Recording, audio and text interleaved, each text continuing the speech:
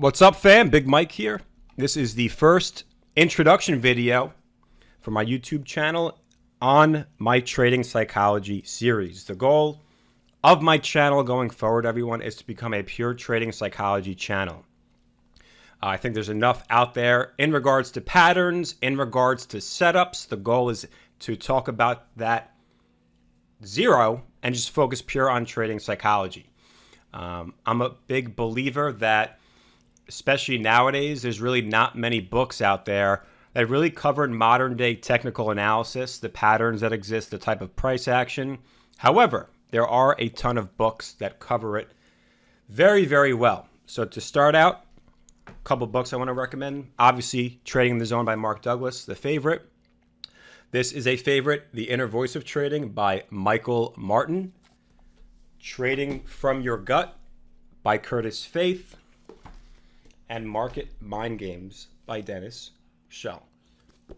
If you haven't gotten to read these books, I recommend you do. These are the best trading psychology books out there, in my opinion. Now, I am a believer of EQ over IQ, everyone. Emotional quotient over intelligent quotient.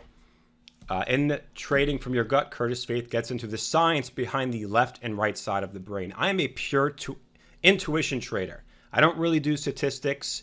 I don't really do spreadsheets. Therefore, and I could be reversing this, but I am a right-sided trader of my brain, where the right side of your brain is meant to analyze feelings, emotions, is essentially your gut, and the left side is focusing on pure data. So when these two sides meet each other, they're usually conflicting because one is gut and one is real hard facts. Now, in trading, you need a combination of both, in my opinion, but I'm a believer that if you can be completely right side dominant, if you had to choose one side, I would choose the right. Becoming a pure EQ trader or emotional management, right? In my opinion, everyone thinks that getting into the markets, guys, is high IQ. I'm a doctor, I'm a lawyer. Well, statistics show that those are actually the professions that do the worst because they overanalyze. I believe I've done well in the markets because of my ability to manage myself. And I believe that most people, they can't do this because you simply can't manage yourself. It's not about, has the ascending triangle changed? Does the head and shoulders look different?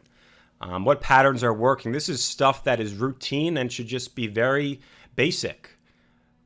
But those patterns usually don't change on a day-to-day basis the same way that your emotions do. So the goal of this channel is to teach you guys tricks, concepts that I use that help me manage my psyche and is a more psychology-based approach to trading.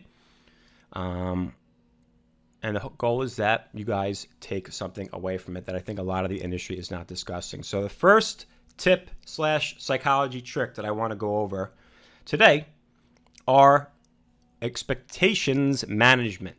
How do I manage my expectations in this type of market? We are definitely in a slower market. We went from, in my opinion, one of the hottest 6-month markets we've had in a couple years to a relatively slower market. And I think this type of slow action is what kills most traders. So there is a method that I use that I mentioned in my community called expectations management. This is the difference between why you need to show up at your desk at 7 a.m. or 6 a.m. and not 9 a.m. like most Farus. Most of the time when we were younger, guys, and you go out to the bar or the club, there were two types of people. The people that got there early, one, to get a good spot, and two, to scout the scene, or two, the people that got there late and usually wanted to make an entrance. Well, those types of people are usually the ones that blow up in trading, guys. The reason I'm behind my desk every morning at 6/7 a.m. is so that I can get to the bar early and start to scout the scene. I'm looking at the market and managing my expectations as the day progresses and as we get closer to the open. So I basically have almost 3.5 full hours to start emotionally managing myself in terms of allowing the market to dictate if there's something hot in play today, aka does the bar / club have a good scene, or does it not? And I want to leave. If you show up to your desk at 9 a.m., there's no way that you can possibly do that. Most of the time, if you show up at 9 a.m., you're going to FOMO yourself into a trade. But 7 a.m., I'm deciding, my expectations are very open. It's early, there's plenty of time. In 30-minute increments, depending if plays show up or not, on top of are there some nightly watches plays, if they're not, my expectations are ratcheted down lower.